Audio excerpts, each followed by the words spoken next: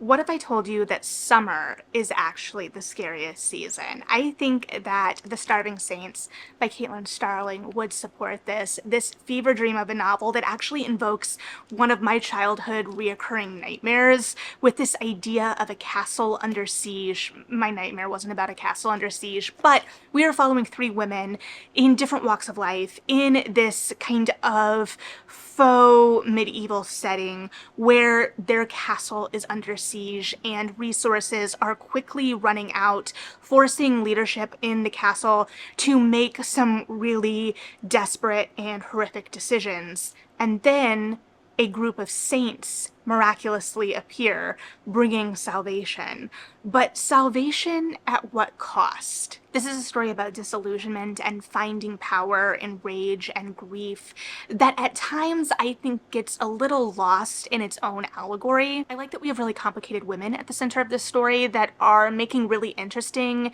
and hard choices, that the story doesn't shy away from the horror and the violence and the anxiety and tension of this idea of these magical beings of whatever nature that are seemingly potentially all-knowing, that can put you under a thrall of some sort and can appear at any part of the castle, which is the part of my anxiety dream that it invokes, at kind of any moment. And so there's a lot at play, and I really appreciate the narrative risks that this takes, but I do think it starts to become a little unfocused. And I think that if we had potentially tightened up the pacing, that it would have had a little bit more punch instead of kind of fizzling out for me personally a little bit at the end. I do like the kind of slow lead up in the pacing, this idea of building the horror that exists in the castle at the beginning before anything supernatural even is thrown into the mix, so that we get the desperation of this group of people and how that is a horror in and of itself.